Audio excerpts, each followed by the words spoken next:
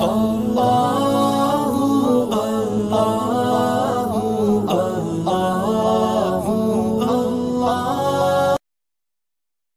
اللہ الرحمن الرحیم۔ دعوت کا باب، دعوت سے محبت اور شغف۔ نبی اکرم صلی اللہ علیہ وسلم جو دنیا میں تشریف لائے ہیں وہ اللہ کی طرف سے نبی اور رسول بنا کر بھیجے گئے ہیں تاکہ اللہ کا پیغام بندوں تک پہنچائیں اور بندوں کو اللہ کی عبادت، اس کی وحدانیت اور اس کی الوہیت کی تعلیم دے، دعوت دے۔ اسی تعلق سے مضمون ہے کہ آپ صلی اللہ علیہ وسلم کو یہ دعوت کا عمل اتنا زیادہ محبوب تھا کہ اس کی مثال نہیں۔ آپ ہر وقت اس میں مشغول رہتے تھے، لیکن یاد رکھنا چاہیے کہ دعوت کا تعلق عام طور پر قرآن و حدیث میں جب یہ لفظ بولا جاتا ہے تو اس سے مراد غیر مسلمین ہوتے ہیں، یعنی دعوت کا کام جو ہوگا وہ غیر مسلمین میں ہوگا۔ باقی مسلمانوں میں جو کام ہوتا ہے اس کو دعوت کا کام نہیں کہا جا سکتا، اس کو کہتے ہیں اصلاح و تربیت۔ مسلمانوں کی اصلاح، کہ بھئی مسلمان نماز نہیں پڑھ رہے تو مسلمان نماز پڑھیں، مسلمان بدعملی کر رہے ہیں تو مسلمان اچھے اعمال کرنے والے بن جائیں، مسلمان دین سے دور ہو رہے ہیں تو انہیں دین سے قریب کریں۔ تو یہ اصلاح ہے مسلمانوں کی، اور دعوت کا تعلق ہے کفار و مشرکین کے ساتھ، غیر مسلمین کے ساتھ۔ اس لیے ان دونوں کا فرق سمجھنا چاہیے۔ حضرت ابن عباس رضی اللہ عنہما، اللہ تعالیٰ کے ارشاد فَمِنْهُمْ شَقِيٌّ وَسَعِيدٌ، قرآن کریم کی آیت ہے سورہ ہود کی، سو ان میں بعض بدبخت ہیں اور بعض نیک بخت۔ اور اس جیسی قرآنی آیت کے بارے میں فرماتے ہیں کہ رسول اکرم صلی اللہ علیہ وسلم کو اس بات کی بہت زیادہ تڑپ تھی کہ تمام لوگ ایمان لے آئیں اور آپ سے ہدایت پر بیعت ہو جائیں، تمام لوگ ایمان لے آئیں۔ ظاہر سی بات، ایمان کون لائے گا؟ جو پہلے سے ایمان لائے ہوا نہ ہو، جو پہلے سے مسلمان نہ ہو۔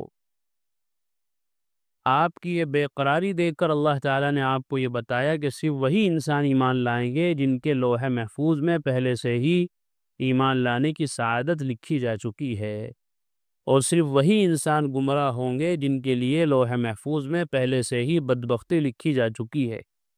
کہ اللہ تعالیٰ نے اپنے نبی کریم صلی اللہ علیہ وسلم کو ارشاد فرمایا لَعَلَّكَ بَاخِعٌ نَفْسَكَ أَلَّا يَكُونُوا مُؤْمِنِينَ إِن نَّشَأْ نُنَزِّلْ عَلَيْهِم مِّنَ السَّمَاءِ آيَةً فَظَلَّتْ أَعْنَاقُهُمْ لَهَا خَاضِعِينَ۔ یہ سورہ شعراء کی آیتیں ہیں۔ ان کا ترجمہ یہ کہ شاید آپ گھونٹ مارے اپنی جان اس بات پر کہ وہ یقین نہیں کرتے، اگر ہم چاہیں تو اتارے ان پر آسمان سے ایک نشانی، پھر رہ جائیں ان کی گردنیں اس کے آگے نیچے۔ اے نبی اکرم صلی اللہ علیہ وسلم کو اللہ نے گویا کہ تسلی دی ہے کہ آپ خواہ مخواہ اپنی جان ان کے پیچھے نہ ماریں۔ ایسا لگتا ہے گویا آپ اپنے آپ کو ہلاک کر دیں گے اگر یہ لوگ ایمان نہ لائے۔ ایمان کی دولت دینا نہ دینا یہ تو ہمارے اختیار میں ہے، اللہ فرماتے ہیں، یہ آپ کے اختیار میں نہیں ہے۔ آپ کا کام جو ہے وہ آپ کرتے رہیں، لوگوں کو کہنا سننا، اس میں کوئی کمی کوتاہی نہ کریں۔ جب بھی موقع ہو، جہاں بھی موقع ہو، جیسا بھی موقع ہو، اس کے حساب سے آپ کہا سنی لوگوں سے کرتے رہیں، ہمارا پیغام لوگوں کو سناتے رہیں، بتاتے رہیں۔ باقی ہدایت کون حاصل کرے گا، کون ہدایت حاصل نہیں کرے گا، اس کا اختیار ہمارے قبضے میں ہے۔ ہم جس کو ہدایت دیں گے وہ ہدایت پر آئے گا آپ کی باتیں مان کر، اور جس کو ہم ہدایت نہیں دیں گے تو آپ لاکھ ان کو سمجھاتے رہیں وہ ہدایت قبول نہیں کریں گے۔ لیکن نبی اکرم صلی اللہ علیہ وسلم کی محبت اپنی امت سے اور دعوت کا شغف اتنا زیادہ تھا کہ قرآن کریم میں اللہ کو کہنا پڑا کہ ایسا لگتا ہے شاید اپنے آپ کو آپ ہلاک کر دیں گے اگر یہ لوگ ایمان نہ لائے۔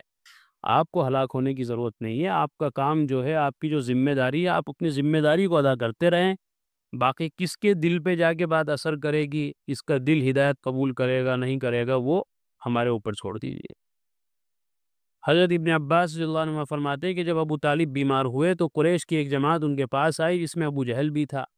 ان لوگوں نے کہا کہ آپ کا بھتیجا ہمارے معبودوں کو برا بھلا کہتا ہے اور یوں یوں کرتا ہے اور یوں یوں کہتا ہے، لہذا آپ ان کے پاس کسی آدمی کو بھیج کر ان کو بلا لیں اور ایسا کرنے سے ان کو روک دیں۔ چنانچہ انہوں نے نبی اکرم صلی اللہ علیہ وسلم کے پاس ایک آدمی بھیجا، آپ تشریف لے آئے اور گھر میں داخل ہوئے تو اس وقت ابو طالب کے قریب ایک آدمی کے بیٹھنے کی جگہ تھی۔ حضرت ابن عباس فرماتے ہیں کہ ابو جہل ملعون کو اس بات کا خطرہ ہوا کہ اگر نبی اکرم صلی اللہ علیہ وسلم ابو طالب کے پہلو میں بیٹھ گئے تو اتنے قریب بیٹھنے کی وجہ سے ابو طالب کے دل میں حضور کے لیے زیادہ نرمی پیدا ہو جائے گی، چنانچہ وہ چھلانگ لگا کر خود اس جگہ جا بیٹھا۔ حضور صلی اللہ علیہ وسلم کو اپنے چچا کے قریب بیٹھنے کی کوئی جگہ نہ ملی، چنانچہ آپ دروازے کے پاس ہی بیٹھ گئے۔ ابو طالب نے آپ سے کہا کہ میرے بھتیجے، کیا بات ہے کہ تمہاری قوم کے لوگ تمہاری شکایت کر رہے ہیں؟ وہ یہ کہہ رہے ہیں کہ آپ ان کے معبودوں کو برا بھلا کہتے ہو اور یوں یوں کہتے ہیں۔ ابن عباس فرماتے ہیں کہ اس پر سب لوگوں نے بولنا شروع کر دیا۔ آپ نے گفتگو شروع فرمائی اور فرمایا کہ میرے چچا، میں چاہتا ہوں کہ یہ لوگ صرف ایک کلمے کا اقرار کر لیں تو تمام اہل عرب ان کے ماتحت اور فرما بردار بن جائیں گے، اور تمام اہل عجم ان کو جزیہ دینے لگ جائیں گے۔ آپ کی یہ بات سن کر وہ لوگ چوکنے ہو گئے۔ یعنی آپ صلی اللہ علیہ وسلم نے فرمایا کہ اگر یہ لوگ ایمان قبول کر لیں گے تو سارا عجم، سارے ممالک جتنے بھی ہیں عرب کے علاوہ، سب عرب کے تابع ہیں، اس معنی کر کہ یہاں مکہ ہے، بیت اللہ ہے، حرم شریف ہے، اور میں یہاں نبی بنا کر بھیجا گیا ہوں، تو گوئے یہ لوگ پوری دنیا کے سردار ہیں۔ اگر سردار لوگ ایمان قبول کر لیں گے تو جو ان کے ماتحت رہنے والے لوگ ہیں وہ بھی ایمان قبول کر لیں گے، تو دنیاوی اعتبار سے بھی ان کی حکومت قائم ہو جائیں گی، سب ان کے ماتحت ہو جائیں گے، یہ لوگ سردار ہو جائیں گے۔ آپ کی یہ بات سن کر وہ لوگ چوکنے ہو گئے اور بےتاب ہو کر کہا، آپ کے والد کی قسم، اتنی بڑی بات کے لیے ایک کلمہ تو کیا، ہم 10 کلمے کو ماننے کے لیے تیار ہیں۔ آپ اتنی بڑی بات کہہ رہے ہیں کہ آپ ایک کلمے کو اقرار کر لیں تو تمام اہل عرب کے آپ سردار بن جائیں گے، تمام عجمی لوگ آپ کو ٹیکس دینے لگ جائیں گے، آپ کی ماتحتی میں ساری دنیا آ جائے گی۔ ہماری تو سرداری صرف مکے تک ہے، لیکن سرداری ہماری اگر پوری دنیا میں ہو جائے، ہم پوری دنیا کے حاکم بن جائیں تو بڑے مزے کی بات ہے۔ تو اس کے لیے تو آپ ہم سے ایک کلمہ کیا 10 کلمے کہلوا لو، یہ کہنے لگے۔ آپ بتائیں وہ کلمہ کیا ہے؟ ابو طالب بھی کہنے لگے، میرے بھتیجے وہ کلمہ کیا ہے؟ آپ نے فرمایا لا الہ الا اللہ۔ یہ سن کر وہ لوگ پریشان ہو کر اپنے کپڑے جھاڑتے ہوئے کھڑے ہو گئے اور کہنے لگے کہ اتنے معبودوں کی جگہ ایک ہی معبود رہنے دیا، واقعی یہ بہت عجیب اور انوکھی بات ہے۔ یہ کلمہ نہیں کہہ سکتے ہم، کچھ بھی کہلوا لو، لیکن یہ نہیں ہو سکتا۔ ہم نے تو 360 بت بیت اللہ کے اندر رکھ رکھے ہیں، اور سب کے کام بھی الگ الگ تقسیم کر رکھے ہیں۔ کسی کا کام ہے بارش دینا، کسی کا کام ہے شادی کرانا، کسی کا کام ہے روٹی روزی دینا، کسی کا کام ہے کاروبار دینا، کسی کا کام ہے لڑکا دینا، کسی کا کام ہے لڑکی دینا۔ ان سارے بتوں کا کیا ہوگا؟ وہ تو بیچارے صاحب ان کی سب کی دکان بند ہو جائے گی۔ تو ان سب کے موجودگی میں ایک خدا کیا کرے گا؟ کیا کام کرے گا ایک آدمی؟ یہ ان کی الٹی سوچ تھی اور عقل پر پردہ پڑا ہوا تھا۔ وہ اللہ کی ذات کو بھی کسی انسان کی طرح سمجھتے تھے کہ وہ ایک آدمی کیا کام کرے گا۔ اس طرح دنیا میں کام تقسیم ہوتے ہیں نا، کوئی کچھ کام کرتا ہے، کوئی کچھ کام کرتا ہے، کوئی کچھ کام، جب بھی جائے کام چلتا ہے دنیا کے اندر، اگر سارے کام ایک ہی آدمی کے ذمہ لگا دیا جائے اس سے کچھ بھی نہیں ہوگا۔ تو یہ سمجھتے تھے کہ ایک اللہ سارے کام کیسے کر سکتا ہے؟ یہ اتنے سارے معبود جو ہے ان کا کیا ہوگا بیچاروں کا؟ ان کی تو دکان ٹھپ ہو جائے گی، کاروبار ان کا بند ہو جائے گا۔ ابن عباس رضی اللہ عنہ نے فرمایا کہ اس موقع پر اجعل الالہۃ الہ واحدہ ان ھذا لشیء عجاب سے لے کر بل لما یذوق عذاب تک یہ آیتیں نازل ہوئی۔ سورہ صاد کی آیتیں ہیں۔ ابن عباس رضی اللہ عنہ فرماتے ہیں کہ جب عتبہ بن ربیعہ، شیبہ بن ربیعہ، ابو جہل بن ہشام، امیہ بن خلف، ابو سفیان ابن حرب اور دیگر سرداران قریش ابو طالب کے پاس گئے اور ان سے حضور صلی اللہ علیہ وسلم کے بارے میں بات کرنی چاہیے، تو انہوں نے کہا ابو طالب، آپ کو ہمیں جتنا بڑا مقام حاصل ہے وہ آپ جانتے ہیں، اور آپ کی بیماری کی حالت آپ کے سامنے ہے، اور ہمیں آپ کی زندگی کا خطرہ ہے۔ ہمارے اور آپ کے بھتیجے کے درمیان جو کچھ ہو رہا ہے اسے بھی آپ خوب جانتے ہیں۔ آپ ان کو بلائیں، کچھ ہمارے مطالبے مان کر اور کچھ ان کے مطالبے مان کر ہماری ان کی صلح کرا دیں، تاکہ ہم ایک دوسرے کو کچھ کہنے سے رک جائیں اور وہ ہمیں ہمارے دین پر رہنے دیں اور ہم ان کو ان کے دین پر چھوڑ دیں۔ ابو طالب نے آپ کے پاس آدمی بھیج کر آپ کو بلوایا، آپ ابو طالب کے پاس تشریف لے آئے، تو ابو طالب نے کہا کہ میرے بھتیجے، یہ تمہاری قوم کے سردار اور بڑے لوگ ہیں اور تمہاری وجہ سے اکٹھے ہو کر آئے ہیں تاکہ وہ آپ کے کچھ مطالبے پورے کر دیں اور آپ ان کے کچھ مطالبے پورے کر دیں۔ یہ وہ اسکیم لے کر آئے وہ کہ آپ ہمارے بتوں کو برا بھلا کہنا بند کر دیں، ہم آپ کے بت کو، آپ کے اللہ کو برا بھلا کہنا بند کر دیں گے۔ ابن عباس فرماتے ہیں صلی اللہ علیہ وسلم نے ارشاد فرمایا کہ بہت اچھا، تم ایک کلمہ مان جاؤ جس سے تمام عرب کے مالک بن جاؤ گے اور سارا عجم تمہارا ماتحت اور فرما بردار ہو جائے گا۔ ابو جہل نے کہا اس بات کے لیے ایک کلمہ نہیں، تمہارے والد کی قسم 10 کلمے ماننے کو تیار ہیں۔ تو آپ نے فرمایا لا الہ الا اللہ کہو، اور اللہ کے علاوہ جن خداؤں کی عبادت کرتے ہو ان کو نکال پھینکو۔ یہ سن کر ان سب نے ہاتھ پر ہاتھ مار کر کہا، ہے محمد کیا آپ یہ چاہتے ہیں کہ تمام خداؤں کا ایک خدا بنا دے؟ آپ کی یہ بات بڑی عجیب ہے۔ ابن عباس فرماتے ہیں کہ وہ ایک دوسرے سے کہنے لگے کہ اللہ کی قسم یہ آدمی تمہارا کوئی بھی مطالبہ ماننے والا نہیں ہے، چلے جاؤ اور اپنے آبا و اجداد کے دین پر چلتے رہو حتیٰ کہ اللہ ہی ہمارے اور اس کے درمیان فیصلہ کرے گا۔ پھر وہ لوگ بکھر گئے۔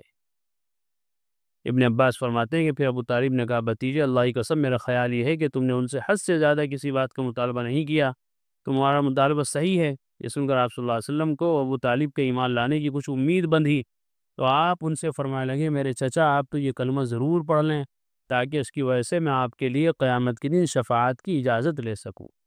ابو طالب نے آپ کی تڑپ دیکھ کر جواب دیا کہ میرے بھتیجے اللہ کی قسم اگر مجھے دو باتوں کا ڈر نہ ہوتا تو میں یہ کلمہ ضرور پڑھ لیتا۔ ایک تو یہ کہ میرے بعد تمہیں اور تمہارے خاندان کو گالیاں پڑیں گی، اور دوسرے کہ قریش یہ طعنہ دیں گے کہ میں نے موت سے ڈر کر یہ کلمہ پڑھا ہے، اور یہ کلمہ پڑھتا بھی تو صرف آپ کو خوش کرنے کے لیے۔ یہ دیکھیے لوگوں کے طعنے، لوگوں کی گالیاں اور لوگوں کی کہا سنی کی وجہ سے اپنی آخرت خراب کر دی ابو طالب نے، کس ڈر سے کہ لوگ یہ کہیں گے لو یار ایک چھوٹے سے بچے کی بات مان لی اور اپنے پرانے باپ داداؤں کا دین چھوڑ دیا بڑھاپے میں 70-80 سال کی عمر میں، کتنی بڑی بے وقوفی کی بات کری کہ مرتا مرتا مرتد ہو کے مرا، نعوذ باللہ۔ ان کے نزدیک تو مرتد ہی ہوگا۔ تو یہ ہے وہ چیز کہ آدمی لوگوں کے چکر کی وجہ سے اپنے نقصان کر دیتا ہے، کتنی دفعہ دنیا کا بھی اور آخرت کا بھی۔ تو یہاں بھی ابو طالب نے ایسا ہی کیا کہ لوگوں کی اور اپنے خاندان کی شرم کی وجہ سے ہمیشہ ہمیش کے عذاب کے اندر مبتلا ہونے کو ترجیح دی، لیکن کلمہ نہیں پڑھا۔ حالانکہ ابو طالب کون ہیں؟ آپ صلی اللہ علیہ وسلم کے ایسے چچا ہیں کہ جنہوں نے آپ کی ہر طرح سے پوری اعانت فرمائی، پورا تعاون فرمایا، پورا آپ کو سپورٹ کیا مکے میں رہتے ہوئے۔ کسی کی ہمت نہیں ہوتی تھی ابو طالب کے ہوتے ہوئے کہ وہ آپ صلی اللہ علیہ وسلم کو کوئی تکلیف پہنچا دے۔ حالانکہ جب آپ صلی اللہ علیہ وسلم کو اور تمام ایمان والوں کو 3 سال کے لیے شعب ابی طالب کے اندر بند کر دیا اور آپ کا بائیکاٹ کر دیا، اور دونوں پہاڑوں کے درمیان سے دونوں راستے بند کر دیے تاکہ کوئی ان کو کوئی چیز نہ پہنچا سکیں، یا یہ لوگ بھی باہر جا کر کوئی چیز نہ خرید سکیں، نہ یہ کسی سے مل سکے، نہ کوئی آگے ان سے مل سکے۔ 3 سال آپ صلی اللہ علیہ وسلم نے ایسے گزارے ہیں، اور ان میں ابو طالب بھی بند تھے۔ اتنی محبت تھی اب آپ صلی اللہ علیہ وسلم سے، حالانکہ کافر تھے، ایمان قبول نہیں کیا۔ ہونا تو یہ چاہیے تھا کہ یہ وہاں جیل کے اندر 3 سال بند نہ رہتے، یہ تو الگ رہتے کافروں کے ساتھ جب کافر تھے، لیکن محبت اتنی تھی کہ 3 سال تک آپ صلی اللہ علیہ وسلم کے ساتھ یہ بھی بھوک پیاس میں اور تنگی کی زندگی میں آپ کے شریک رہے۔ لیکن وہی بات جو شروع میں کہی کہ اللہ تعالیٰ کے اختیار میں ہے جس کو ہدایت دیں، ان کے مقدر میں ہدایت نہیں تھی، ان کے مقدر میں نہیں تھا کلمہ پڑھنا، تو آپ کی ساری محبتیں اور آپ صلی اللہ علیہ وسلم کا تعلق اور آپ کی اتنی مدد، ساری چیزیں اپنی جگہ، لیکن کلمہ نہیں پڑھا تو جنت میں جانے کا چونکہ سرٹیفکیٹ ان کے پاس نہیں ہے تو جنت میں نہیں جائیں گے۔ حضرت مسیب رحمۃ اللہ سے روایت ہے کہ جب ابو طالب کی موت کا وقت قریب آیا تو آپ صلی اللہ علیہ وسلم کے بعد تشریف لے گئے۔ ابو جہل وہاں پہلے سے موجود تھا، آپ نے فرمایا میرے چچا لا الہ الا اللہ پڑھ لو تاکہ اس کلمے کی وجہ سے میں اللہ کے سامنے آپ کی حمایت کر سکوں۔ اس پر ابو جہل اور عبداللہ ابن ابی امیہ نے کہا، ابو طالب کیا عبد المطلب کا دین چھوڑنے لگے ہو؟ اور دونوں بار بار اسی بات کو دہراتے رہے، یہاں تک کہ ابو طالب کے منہ سے آخری بول یہی نکلا کہ میں عبد المطلب ہی کے دین پر ہوں۔ آپ نے فرمایا جب تک مجھ کو منع نہ کیا جائے گا میں آپ کے لیے ضرور استغفار کروں گا۔ اس پر یہ آیت نازل ہو گئی، سورہ توبہ کی آیت، ما کان لنبی والذین آمنوا ان یستغفروا للمشرکین ولو کانوا اولی قربی من بعد ما تبین لهم انہم اصحاب الجحیم۔ نبی کے شایع نشان یہ بات نہیں ہے اور نہ مسلمانوں کے کہ مغفرت چاہیں مشرکوں کی اگرچہ وہ ان کے رشتہ دار ہی کیوں نہ ہوں، جبکہ کھل چکا ان پر یہ کہ وہ دوزخی ہیں۔ جب پتہ چل گیا آپ کو کہ یہ کفر کی حالت میں مرے ہیں تو اب ان کے لیے آپ استغفار بھی نہیں کر سکتے۔ اسی لیے کہتے ہیں کہ جو لوگ کفر و شرک کی حالت میں مر گئے ہیں ان کے لیے استغفار کرنا بھی جائز نہیں ہے۔ اور یہ آیت نازل ہوئی، انک لا تہدی من احببت، آپ جس کو چاہیں ہدایت دے ایسا نہیں ہو سکتا، ولکن اللہ یہدی من یشاء، اللہ جس کو ہدایت دیتے ہیں اس کو ہدایت ملتی ہے۔ تو لہذا ہمیں بھی اللہ نے جو دین اسلام دے رکھا ہے، اپنے دین کی ہدایت جو ہمیں دے رکھی ہے، ہمیں اس پر اللہ کا بار بار شکر ادا کرنا چاہیے کہ اللہ نے کتنی بڑی دولت ہمیں بغیر کسی محنت کے، بغیر کسی کوشش کے اور بغیر کسی قربانی کے دے رکھی ہے۔ اس کی قدر کرنی ہے، اور قدر کرنے کا صحیح طریقہ یہی ہے کہ اس دین کے ایک ایک حکم کے مطابق زندگی گزارنی، دیندار بن کر زندگی گزارنی ہے اور دیندار بن کر ہی دنیا سے جانا ہے۔ یہ اس دین کی صحیح قدردانی ہے۔ اللہ تعالیٰ عمل کی توفیق عطا فرمائے۔ وآخر دعوانا سب۔